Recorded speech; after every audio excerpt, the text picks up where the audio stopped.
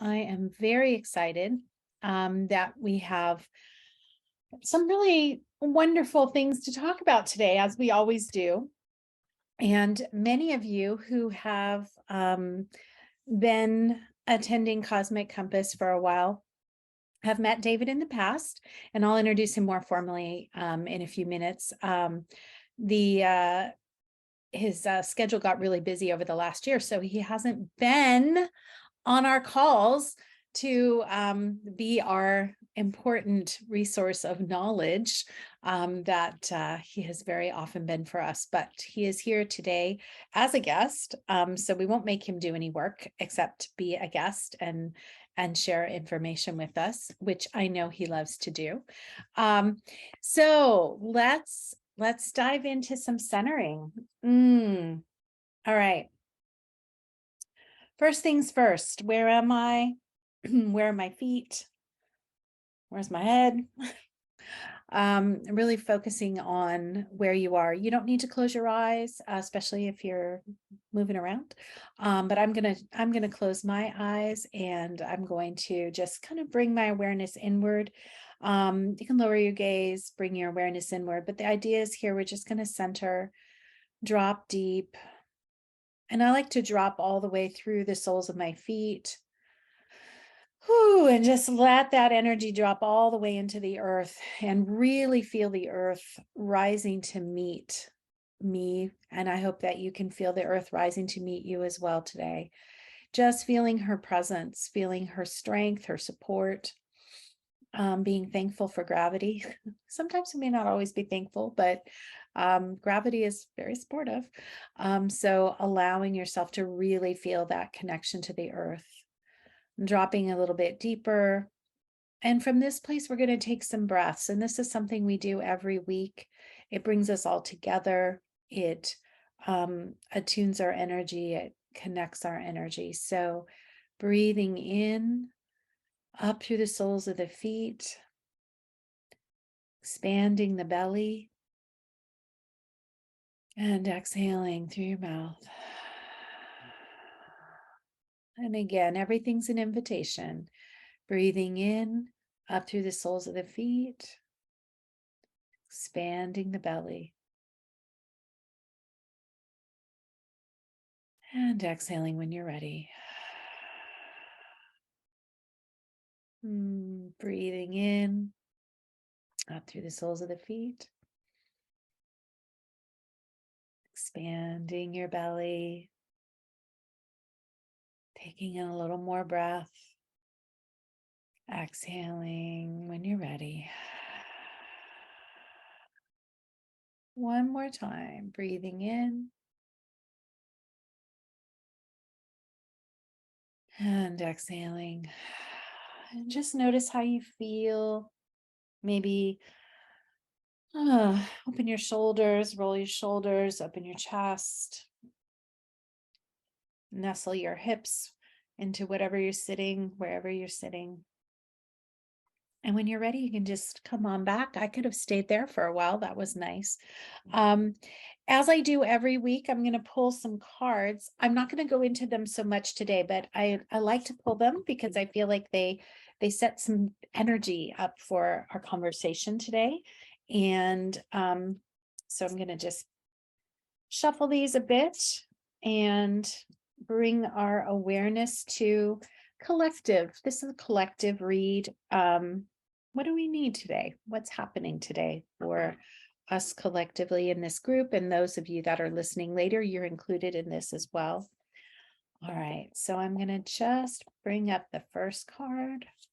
And interesting. Okay, so in fact, I think what I'm going to do for right now, I'm going to do speaker. I love being able to see all of you, but I also love being able to show you the cards and be able to see them myself. So 3 of Wands. And I'm not going to say too much, but I want you to just kind of look and notice what you feel immediately when you see the card. And you can write it down if you have a journal nearby, or just, remember how this feels. And I happen to love that card. Every deck has a little bit different take on it. So I don't want to say too much, actually. I'm not going to say too much today. It's going to let us take in the images. This one is nice. I like this one. I'm a big fan of the sun. This is number 19. For those of you that have worked with me for a long time, you know that I've been saying the word tarot wrong. So I have been working, hold on just a second. I have been working with tarot cards my whole life since I was 8 years old, but no one taught me how to say them because they were just part of what I did.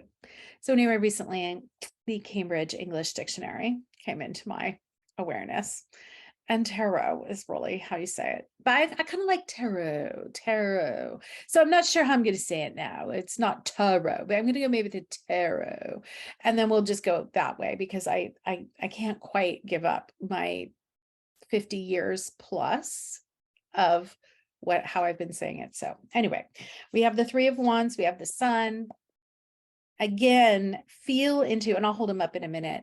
Just feel into how you feel when you drop in. And again, these are for the collective. These are for all of us. Oh, and this one looks really weird, but it's actually a really good card. But it is one of these really interesting images that she has. Let me see if I can get it to focus. Not always an easy focus. And that's kind of ironic because this card is not really about focus. Let me see if I can, let me try again. No, I don't know why it's hard. Maybe if I put it back, there we go, put it by my face. So you can, yeah, you can see it better when it's by my face because my face is focused. So Page of Cups. And yes, that is a pig flying. There we go, pig flying in the background. This is and there's a little heart there down at the bottom. There's a lot of heart energy in this card. So I did want to just say that. You can make what you will about the pigs flying, but there is definitely a lot of heart energy, a lot of ideas, a lot of emotion, a lot of desire, a lot of visions in this card. So let me show you all the cards and then we'll get right into our conversation today. So first card, ooh, and one just fell out. I don't think I can reach it though. All right, I'll have to get it later. This card, Three of Wands, and then we have the Sun, and then we have the Page of Cups. So this is what we've got going on today. A lot of energy, and I do like this one. This one seems very introspective to me.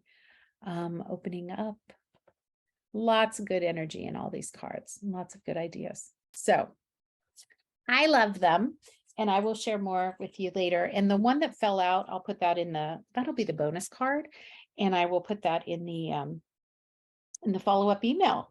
So we know what it was. It's going to be a mystery though, because it's in a position I can't reach right now. So it's going to be a mystery card and we'll do it later. All right. So without further ado, I want to, Dave, many of you know David, but I want to introduce David in this context today. And David, feel free to unmute so that you can be a part of this conversation. David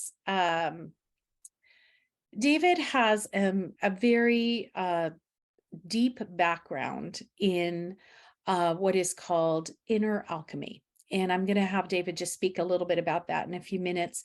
And medical Qigong is another area of expertise.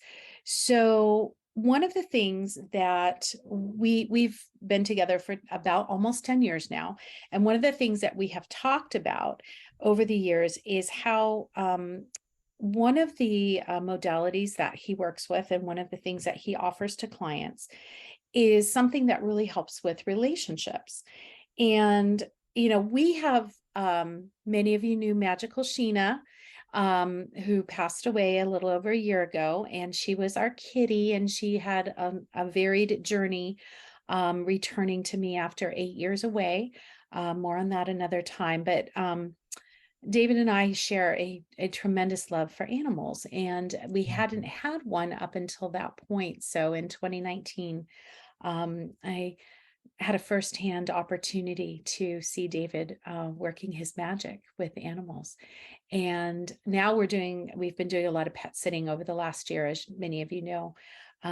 After her death, we decided that what we wanted to do was, really connect with animals, and we weren't in a position to have our own at that point. We decided it was best to maybe help others with theirs. So I've had this really wonderful experience with David and animals. So we've often talked about the relationships that we have with our beloveds. And for us, animal souls are, we're in relationship with them. I mean, this is an intimate bond that we carry. And many of you have shared with me about that with your, whether it's a kitty or a dog or a horse or a bird.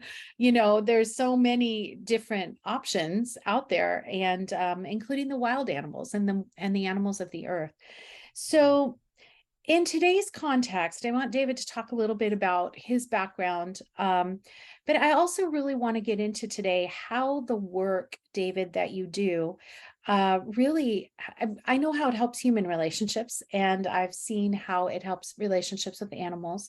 I would say everyone who's listening to this, either it's live or recorded, already has a deep level understanding of that powerful connection that we have, the intuition, the telepathy, the empathy, the everything, right? The exchange of energy that's happening.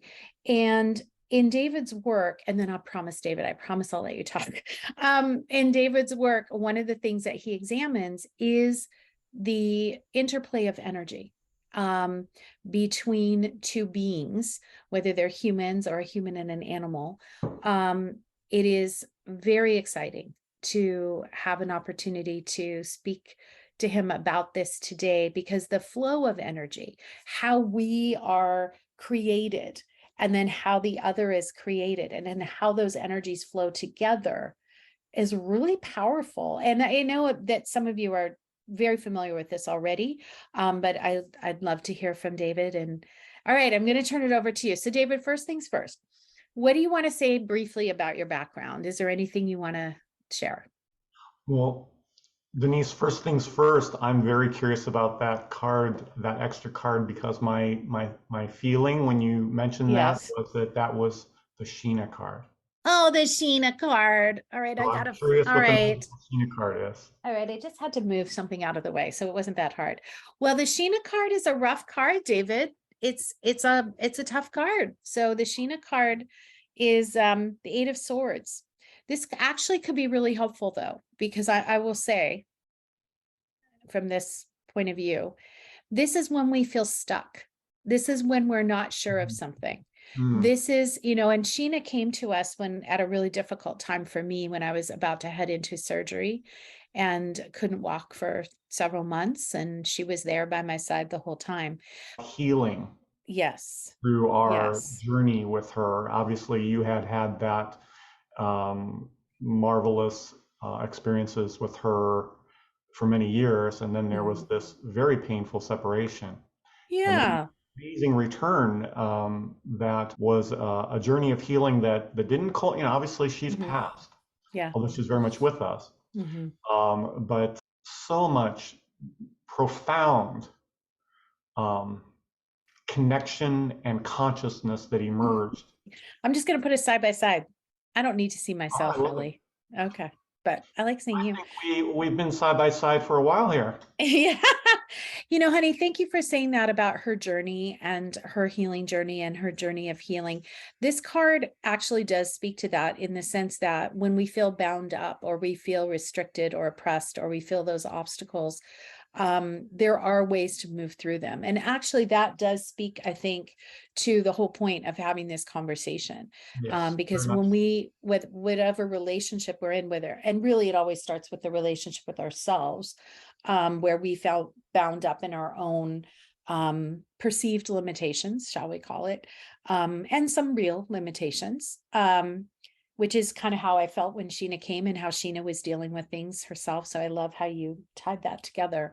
Um, the energy of relationship between us and Sheena, we definitely had to work through a lot of this. And we also, we had a lot of the sun, and there was a lot in this reading that actually fits with how we moved through our time with her. And the work that you do, I'd love for you to kind of just, briefly explain. I mean, it's been, let's see, we don't want to out you too much on the age, so we'll just say Well, over 40 years. it's interesting because you put 30 years on the email. Yeah, I was, yeah, And well. actually, it's been I began training with my primary mentor in late 1970s, Hmm. but have been actively practicing, teaching, and supporting people with uh, East Asian healing arts, Hmm. Chinese medicine, bodywork therapy, Hmm. inner alchemy practice, Hmm. medical qigong, which is the qigong means the cultivation of the life force. Hmm. So it incorporates awareness, breath, mind, body consciousness, and I would describe myself as a forensic alchemist. Oh, that's It means cool. that I'm not just interested in learning a practice to teach it. I need to, it's kind of the way my mind works. I need to understand, unpack, get under the hood, see how it works. What are Yes, the that's true. what are the mechanisms? What is the inner reality of whatever I'm learning? So it's been a journey that has also taken me through a deep study of not only, Asian, primarily Chinese thought, but Hmm. also Western thought, and that was very much encouraged by my mentor. Hmm. That you're not Chinese.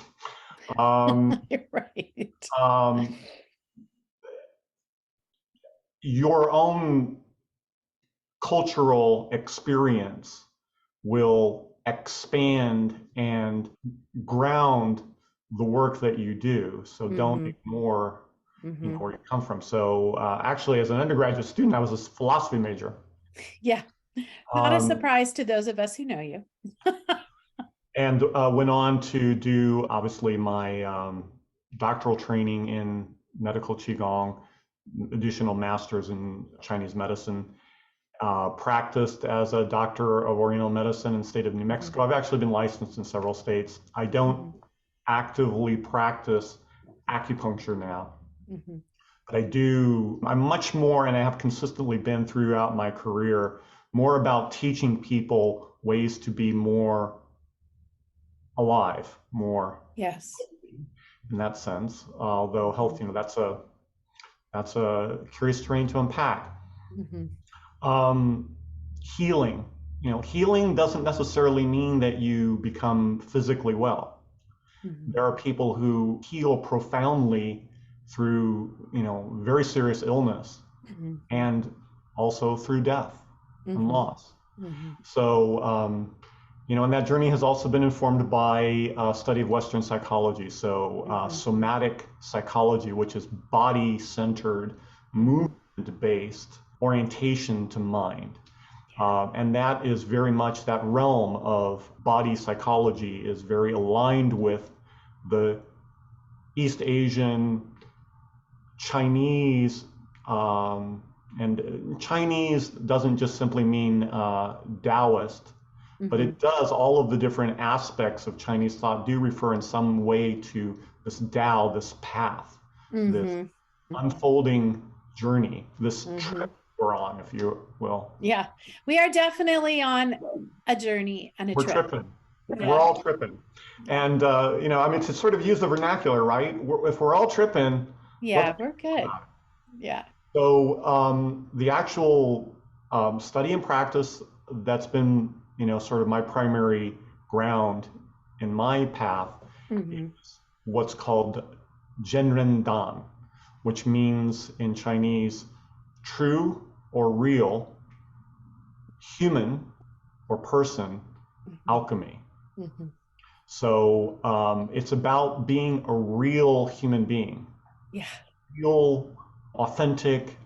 That's kind of an overused term now, but I don't know. I like it. I don't think you yeah, can be too authentic. yes. Yeah.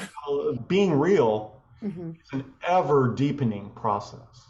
Yeah. Can you say a little bit more about that? I mean, I think everyone understands that, but I'd like to know from you. Yeah.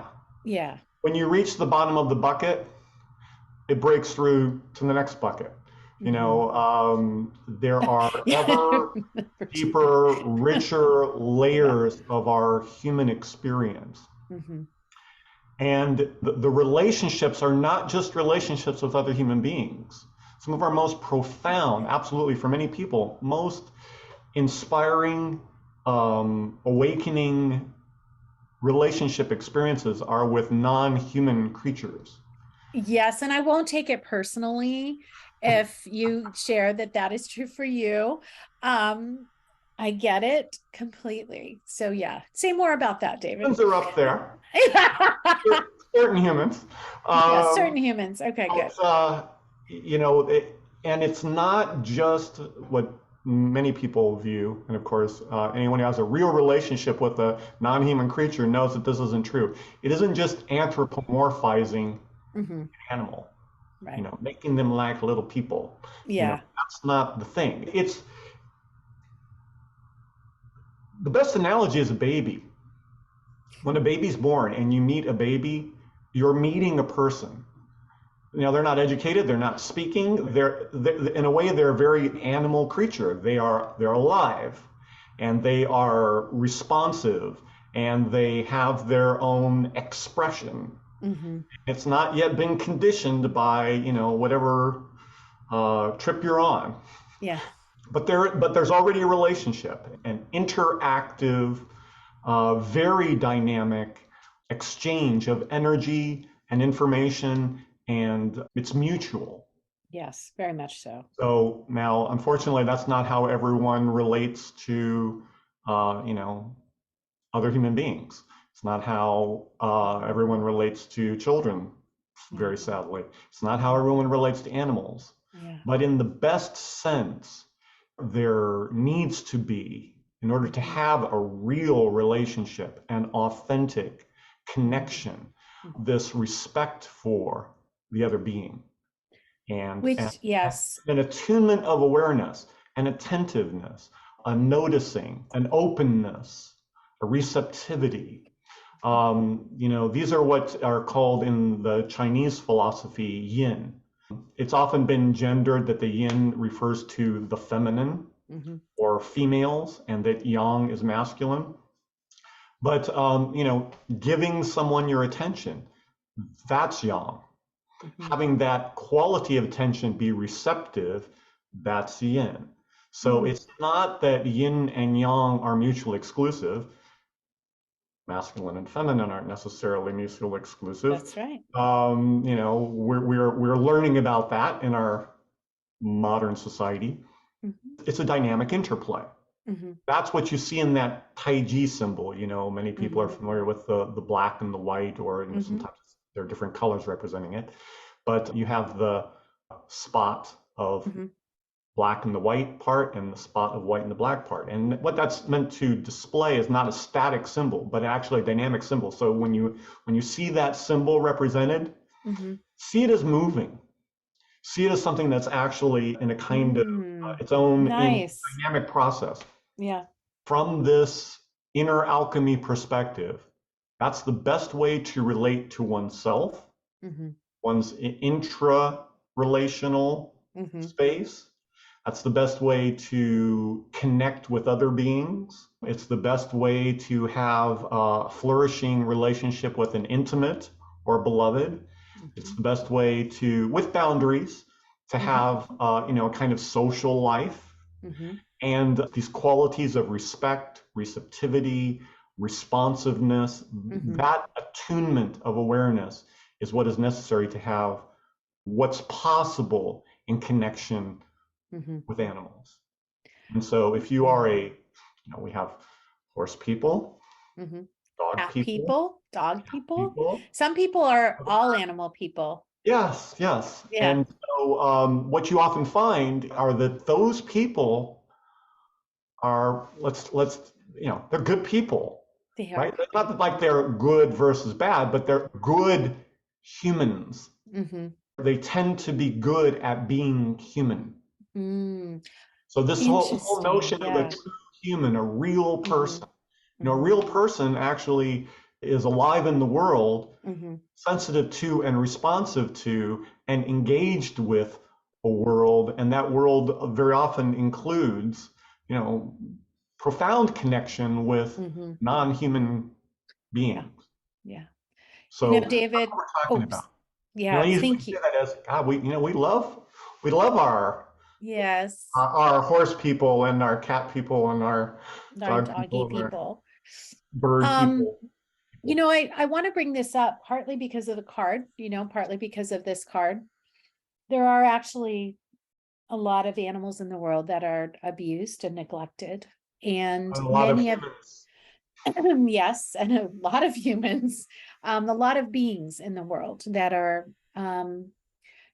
not being treated with that mutual respect and awareness, as you say, um, of their energy and who they are. Many of the people that I have spoken to because of the podcast, thanks to work, are actually taking care of horses, dogs, even cats who have been abused or neglected. Um, there's such a profound movement, and it really feels like a movement um, to recognize that the beings that we interact with, for me, I feel that they in many ways have more advanced.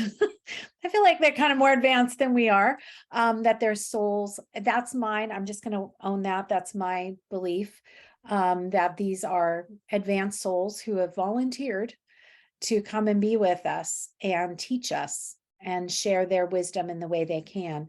Um, so I know that many people here already have, a deep and profound understanding of that mutuality and that mutual respect. One thing though, I did want to address, and if it's okay, I'm going to kind of shift a little bit here. Sure. It's David has some of the work that he does allows him to really look at the energy flows, how someone is kind of put together. And he Mhm. can say more about that in a minute, and how the flows of energy move between either two humans or a human and an animal. And, you know, that it does require a birth date. So it's, we'll talk about that. We can talk, and I have some questions about that for you later if you don't know birth time and that kind of thing. Many of the people I've been working with for years, I mean, going back 2 decades now, right? Well, more than that, almost 3 decades. Yeah, I guess time is flying. How fun. Woohoo. um, Doing, in the astrology realm, doing relationship charts, right? Whether that's a synastry chart or a combined chart, looking at two charts side by side. Um, there are definitely ways to look at relationship with astrology, and I've been doing it for years. But I'm going to share a little secret with all of you that I haven't shared before. David is kind of my person that when it's time, if there's a couple that I've, maybe done some sessions for, if they want to go even deeper into their relationship dynamics, I send them to David, because the work that you do, David, has depth to it. Not that astrology doesn't. I don't want to say that, because astrology is awesome, and the work that you do, you really are taking into account the whole entire body, the body mind, the body mind spirit. And that's, your background in that is profound. So one of the things that David and I have been talking about for years now is animals. And so, how do we have our relationships with our animals? And some of us, we don't know the birth date of our animal. That's okay. I made one up for Sheena and it worked for me. And, I believe, as many of you know, that, if there's not an uncertain time or an uncertain date, whatever we choose, if it feels right, there are ways to prove it. Like you look at the character of the animal and you say, I'm thinking Gemini. Sheena was very definitely a Gemini. That was so clear to me. Oof, totally clear. And definitely. So there are ways to look at how to create those birth dates if you don't have them. But David and I have been really over the years talking about what can we learn from this? If you can do this with two humans, you can do this with a human and an animal.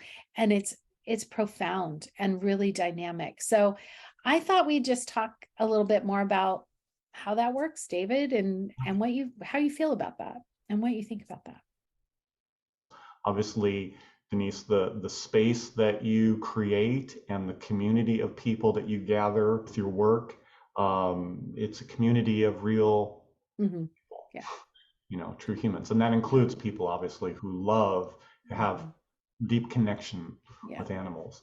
Yeah. So there are a couple things I want to say that before getting into the specifics around birth, I want to make just one other general observation. There's a lot of people here in this community who have an understanding of some of the contemporary neuroscience and a lot of that research that points to what's called in the literature psychoneurobiological interactive co-regulation. Now that's a mouthful.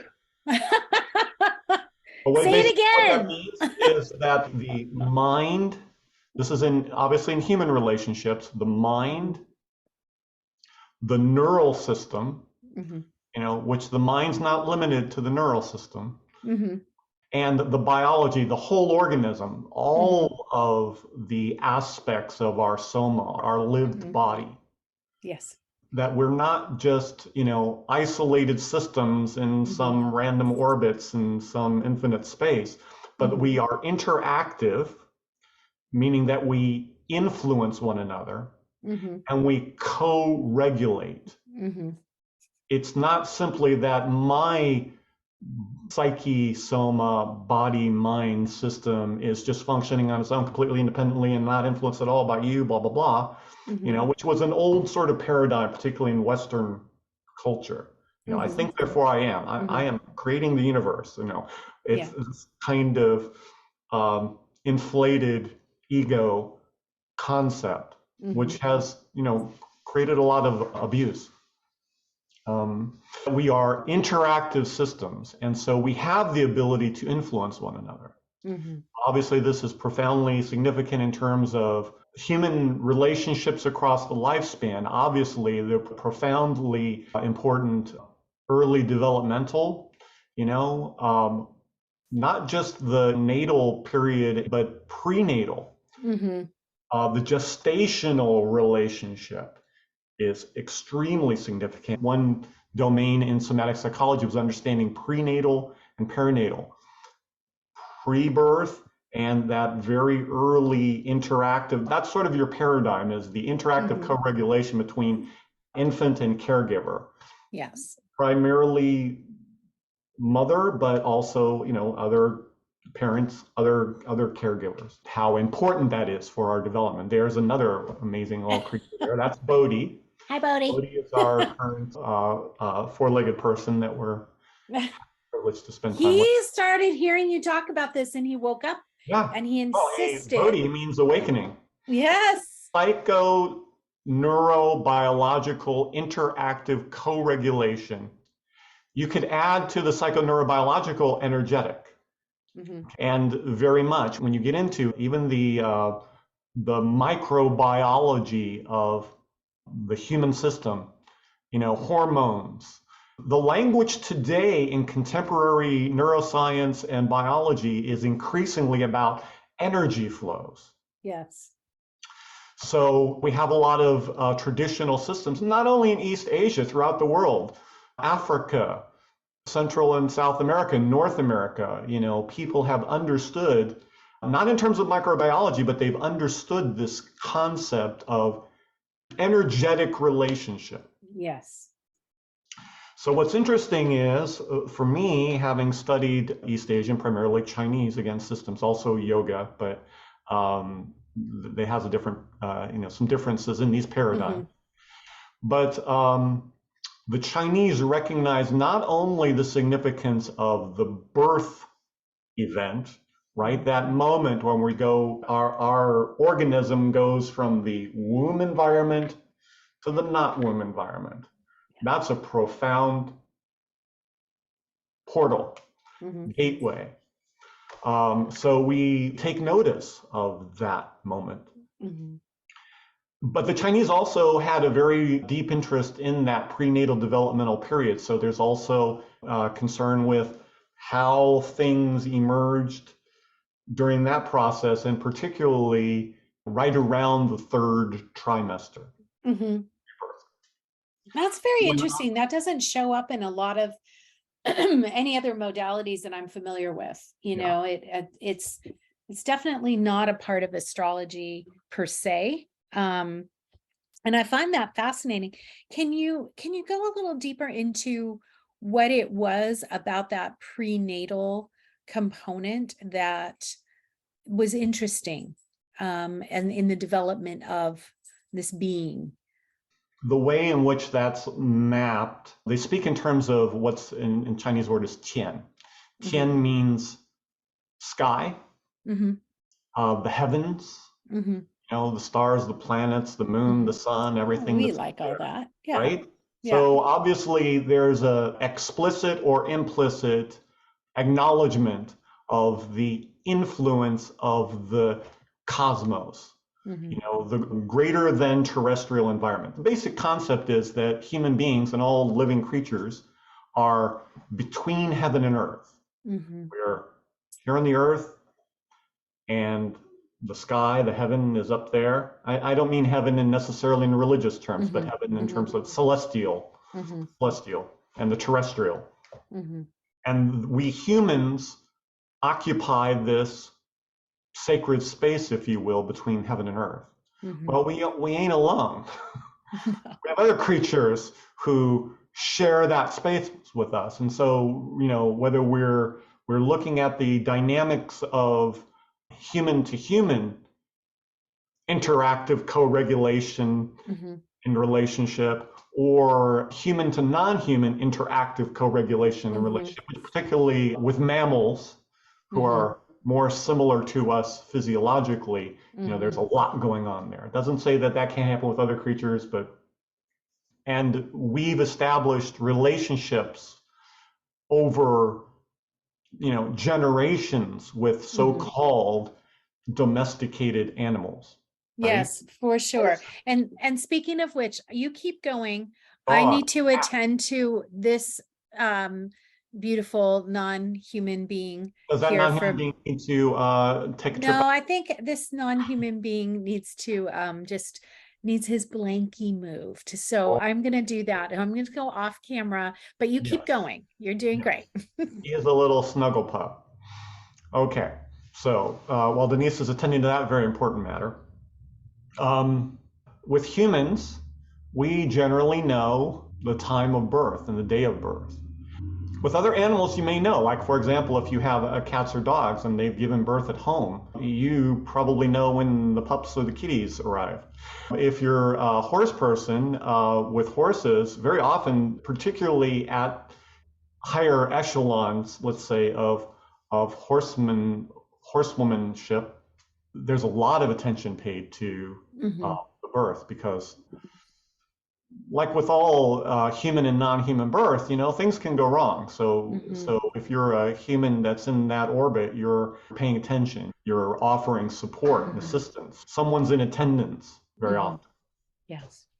Or that something happened in the stall the night before, or You're Yes. hearing Yes. from the back of the closet, wherever it is, if you're around. If you happen to be privileged with the opportunity to be in the nearby space of the birth Hmm. of a being.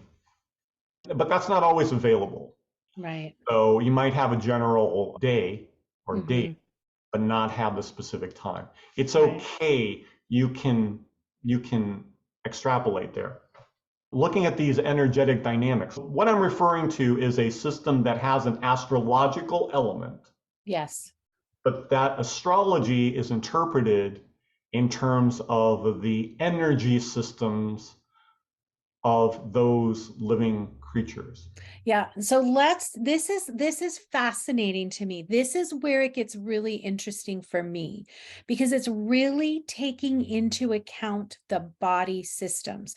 So this is where David, I think this is where your background in medical qigong, in traditional Chinese medicine, in working for all these years with body mind systems, right?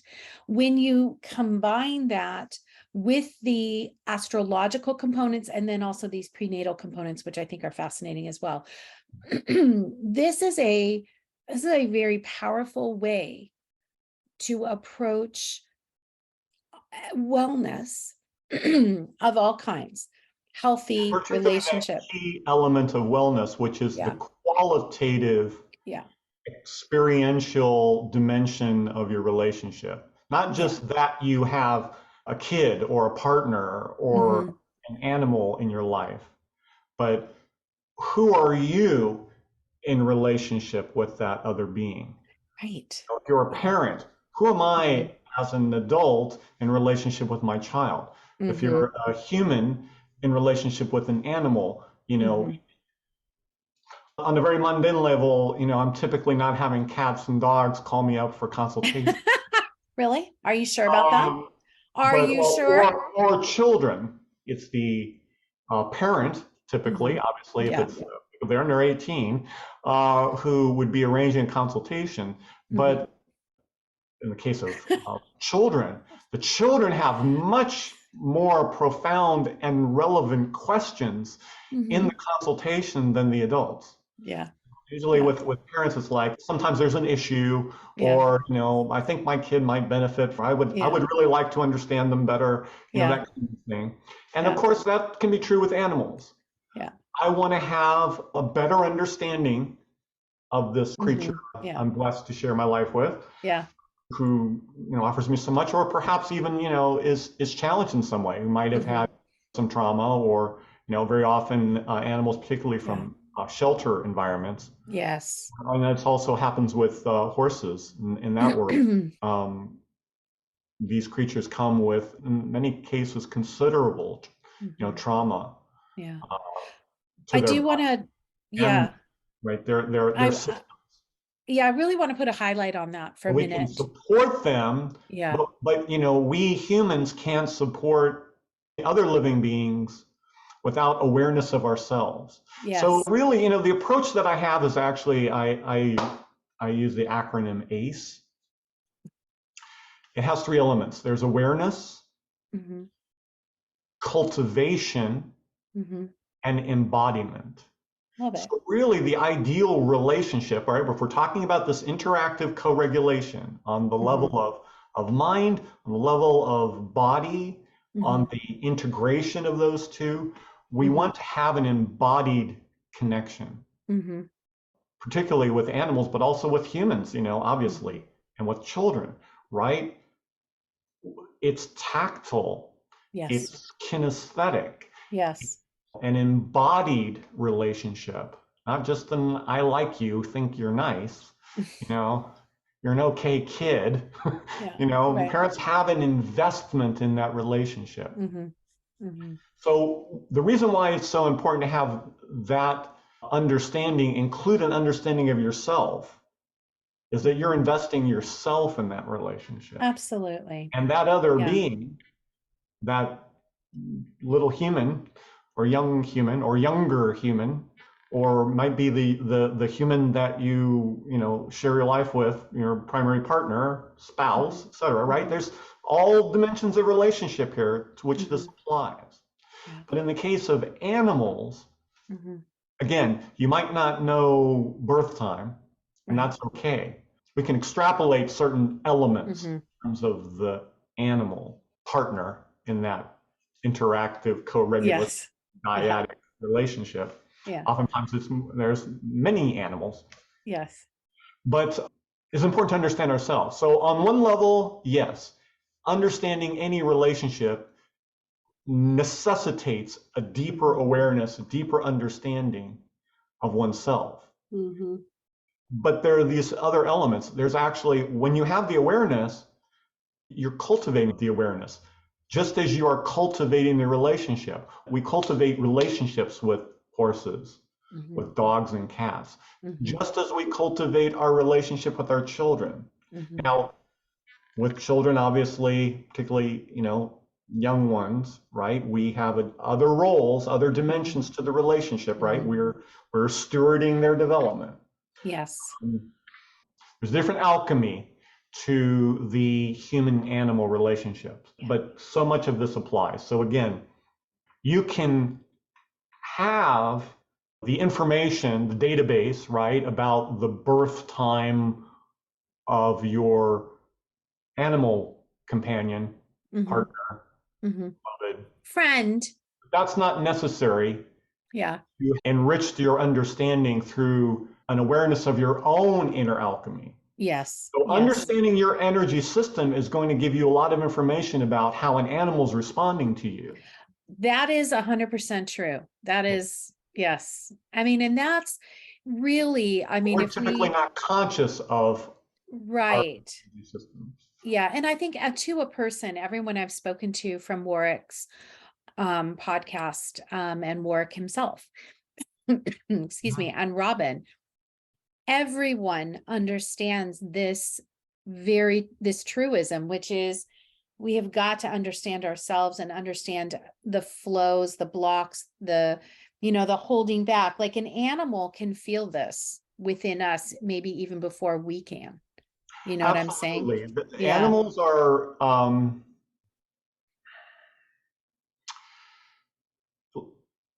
brief aside, one aspect of philosophy is called phenomenology. And phenomenology is in Western philosophy, it's looking at lived experience. Hmm. And so our lived experience has many dimensions. There's a Hmm. reflective dimension, right, to which Hmm. we're self-aware, right? We can think about, Hmm. reflect upon our experience. But there's an enormous territory of experience that is pre-reflective. Hmm. It's before conscious awareness. It's before Yes. the mind is going, let's look at that. So that pre-reflective realm, that's something that phenomenology as a philosophy Hmm. of study is very interested in. That pre-reflective realm is where a lot of what is most vital and alive and enriching Hmm. in our experience happens. And the great thing about our connection with animals and also our connection with newborn and Hmm. early developing humans Hmm. is that we're not communicating on the verbal level here. Hmm. Now, there are even controversies about that, and we can have a very, very interesting hours-long discussion about um, the consciousness of infants and animals in terms of linguistic communication. Oh yeah. Oh yeah. But it's a lot more in this pre-reflective realm. It's about Hmm. affect.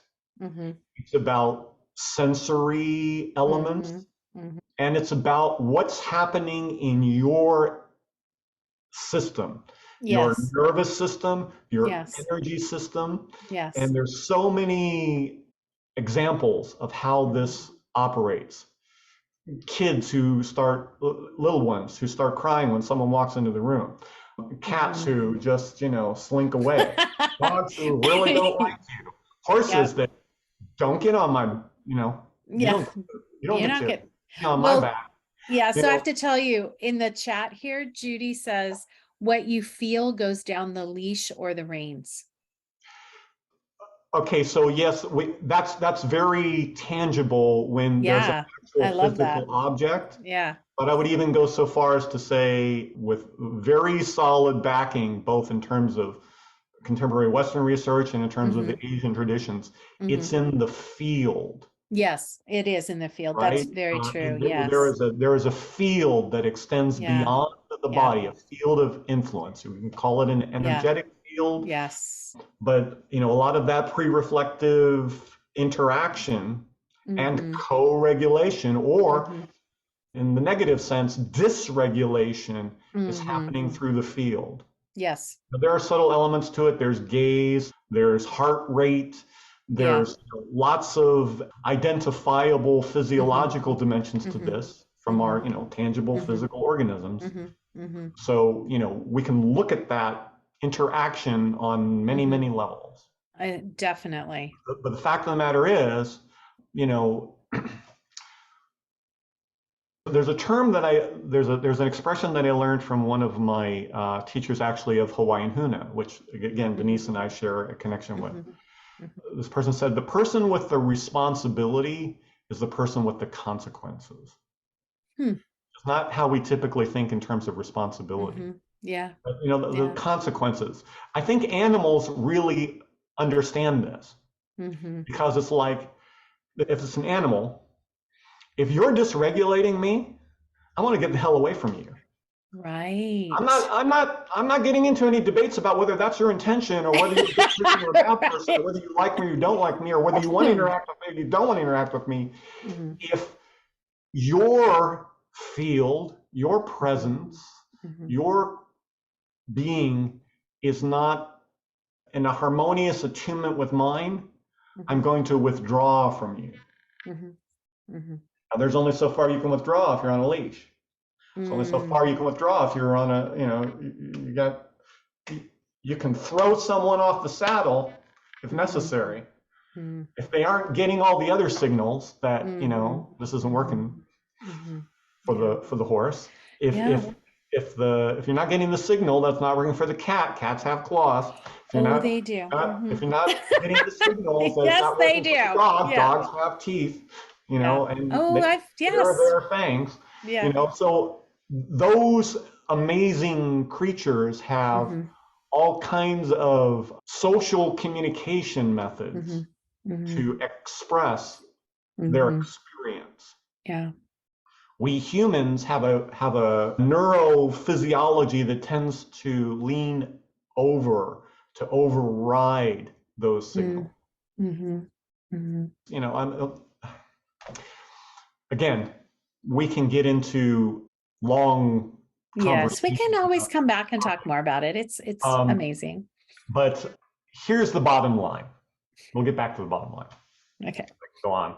Come on. The bottom line is that if you care about the relationship, Mhm. you're going to want to understand your own energy system Mhm. so that you know what you're bringing to the interaction. Mhm.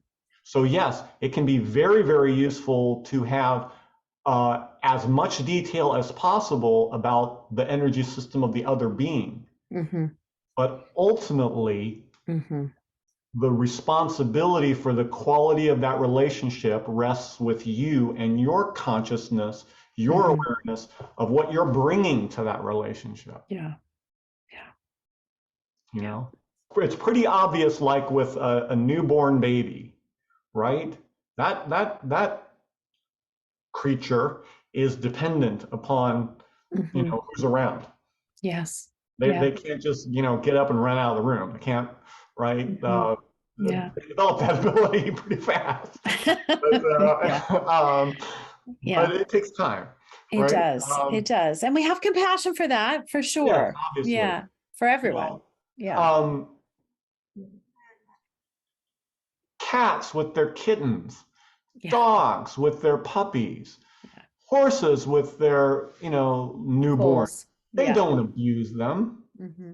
They are the most tender, compassionate, Hmm. loving, gentle, it breaks our hearts, to witness the beauty of those interactions, Yeah. So where are the problems typically? Problems aren't typically with the animals. They may have problems due to some interactions with some humans somewhere. Hmm. Or in some cases, obviously animals are traumatized by natural disasters, Hmm. earthquakes, fires, Hmm. etc. But often their suffering was at the hands of other humans. So Hmm. if you're a human who is now gifted with the, I'm feeling emotional about this because right this moment I'm thinking of Sheena, Yeah. who suffered some neglect, Yeah.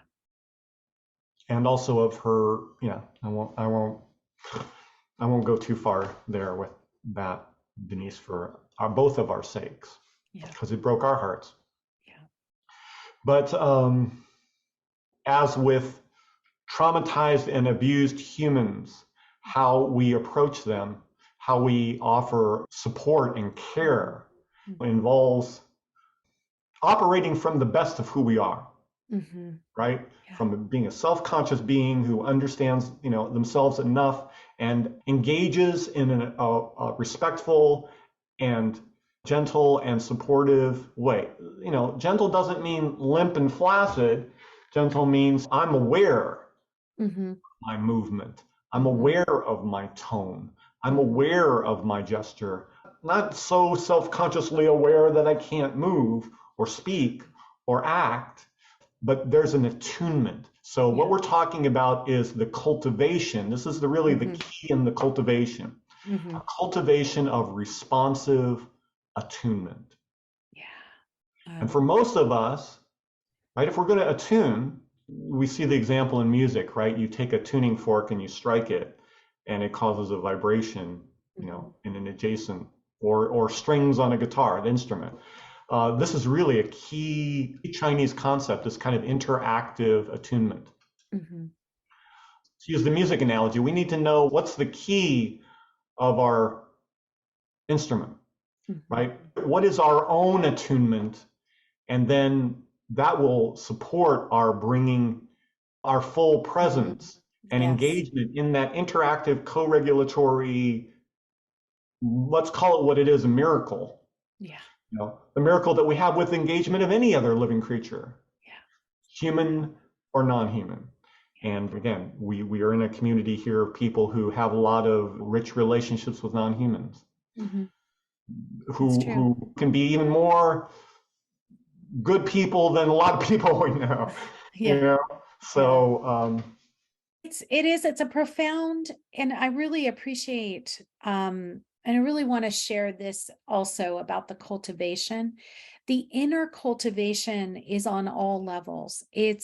There is a physicality to it. When we talk about the medical qigong, when we talk about movement, David, you're very modest about the fact that you have an extraordinary background in how the body system and the energetic field around us and the fields that we move through are influenced by movement, and how we can continue to maintain regulation, whether it's a physical, a spiritual, mental, emotional regulation with movement. And qigong happens to be the one that you've been learning this for over 40 years. It's actually been, yeah, almost more than that. So that's important. And again, the cultivation aspect of this, I really appreciate what you're saying: awareness, cultivation, and embodiment. For you, inner cultivation and body cultivation go together.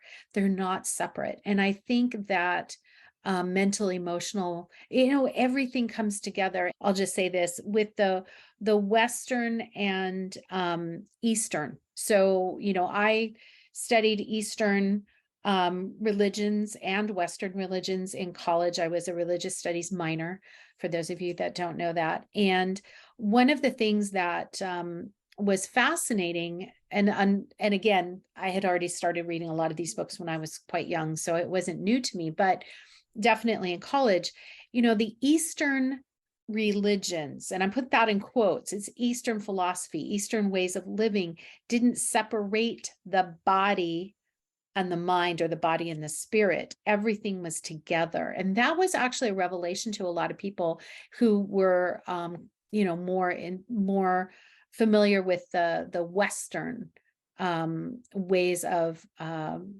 Western religion and ways of living. There was this separation of, you do this on this day, and then the rest of the time you're just doing something else. So I really appreciate your awareness, your cultivation, and your embodiment. I mean that you're living that every single day, and it is whether it's for you, or it's for a relationship with me, or it's relationship with Sheena, who's not with us, but she's with us in the spirit realm, and we talk to her and see her and feel her all the time, or with anybody else that's in your field, as you walk through the world. I really appreciate that you have this as something to share with other people. And I'm going to put in the follow-up email how you can work with David if you want to. David, do you want to say anything quickly about that? Yes, of course. And again, thank you all for our time together this morning. I like to um, I can go off. You like to share, it's good, Staying on, if awareness is the foundation, there are many tools, amazing tools for cultivating awareness in different dimensions.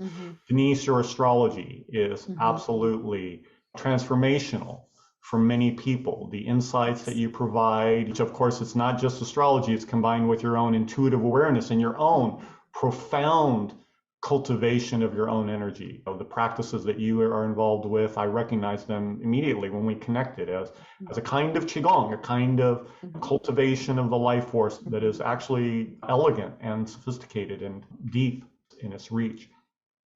There are other tools like the Enneagram, something that's become popular in recent years is human design. People have heard of that. There's many methods. One of the first things I would say to someone who wants to have a deeper connection with their child, their partner, or their animal is, do yoga, do breathing. It doesn't matter. Anything that stimulates and helps develop your conscious awareness of your own body-mind system and experience is going to support your relationship connection with other human beings, and obviously even with animals. I don't know if you remember, whenever I'd be meditating or in the house, Sheena would just kind of come over. I would typically sit, in her half or full lotus. She would come and sit right in my lap. Of course. Yeah. Oh, that's good. I want some of that. Yeah, absolutely. Want to Yes. have me some. Yeah. So, bless her heart. The tool that I provide in consulting with people actually is to give them a detailed description of their own energy matrix and as much information as I can offer. Again, with humans, we have birth dates, times, and locations, and it's fairly easy to identify the key data points there. It may be more of a generalization with animals, but what's most important ultimately in any case is that you, the individual who's having a consultation, have some awareness and some tools. What I do is I offer people tools on how to cultivate their own experience of responsive attunement, which is ultimately anchored in your own body mind, your own energy system.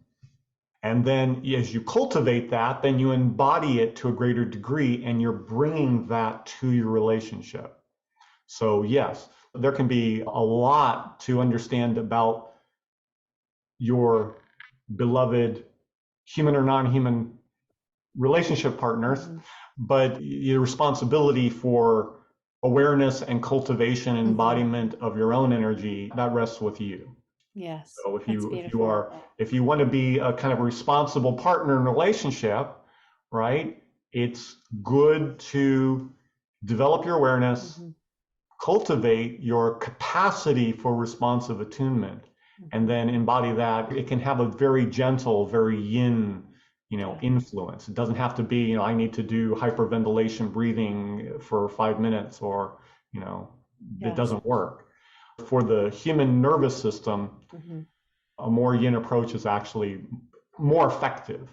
Yeah, As we exactly. say in Chinese Qigong, if you too forcefully push the qi, it disperses. Right. So you don't have that opportunity to gather it, to Hmm. cultivate it. Right.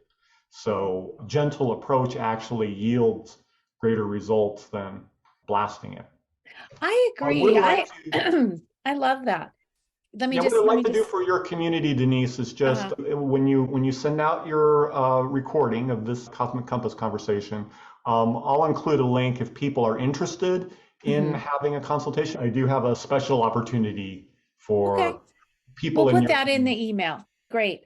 And I'm going to end our conversation today with the card that you very much wanted me to pick up off the floor, because it fits exactly with what you were just saying. So one of the things that Chris Ann says in her book here is, while we can't control every experience that is put on our path, we can definitely work on how we respond to each one. Reframe your experiences as lessons and choose to heal. And then the affirmation she has is, I am free to choose my healing and my light.